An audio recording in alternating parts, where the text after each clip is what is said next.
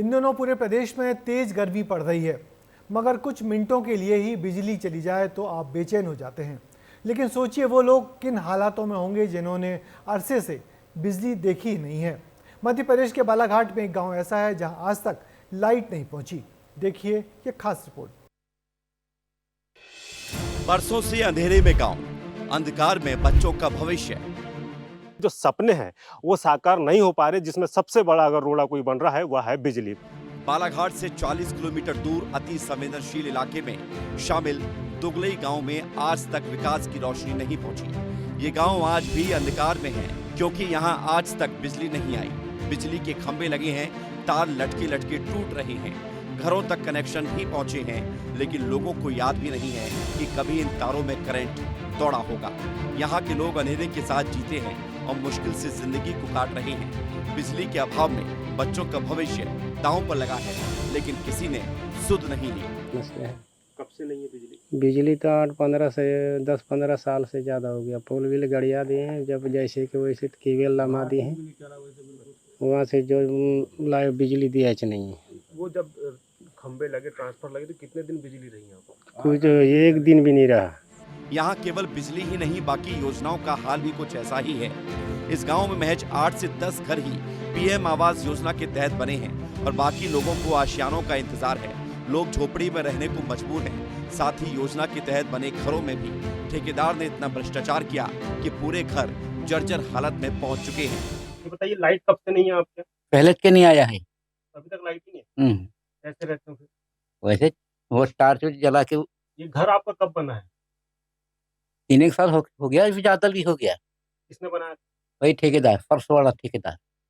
हमारा गांव में सिर्फ इतना है, बिजली का कोशिश करते हैं और फिर ये सीसी रोड के लिए, और फिर मकान नहीं है रहने के लिए मकान, और हमारे गांव में कुछ रोजगार नहीं है, धंधा नहीं है।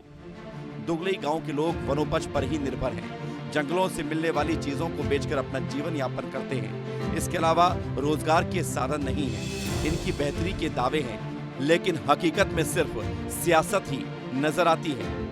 प्रदेश की और देश की जो सरकार है, जो स्वर्णिम मध्य प्रदेश और विकसित भारत की बात करती है, आज इस बालाघाट जिले के अंदर मूलभूत सेवाओं से भी वंचित है।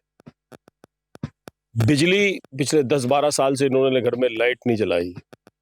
तार के पोल, ट्रांसफार्मर 100 पीस बन के रखे हुए हैं। तो मैं आपको बताना चाहूँगा कि ये जो अभी पक्की सड़क बनी है, ये अभी बन के तैयार हुई है। एक समय था इस गांव में आने के लिए सड़क नहीं थी। मतलब 4 व्हीलर की बात तो दूर है, बाइक में आना भी दुभर था इस गांव पे।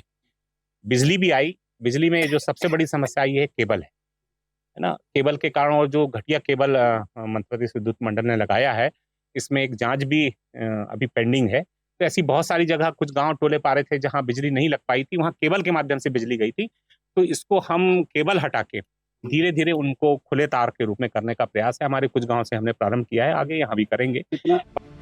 अब देखना होगा कि कब तक इन गांव वालों की जिंदगी में उजाला होगा, क्योंकि खराब ट्रांसफार्मर और टूटते तार सिस्टम की लापरवाही को उजागर कर रहे हैं। इनके नाम पर सियासत बरसों से होती आई है। बस जरूरत विकास की है, जो अभी तक इन गाँव तक नहीं पहुँचा है। तभी तो आधुनिक युग में भी दुगलई जैसे गांव लालटेन युग की गवाह बने हुए हैं।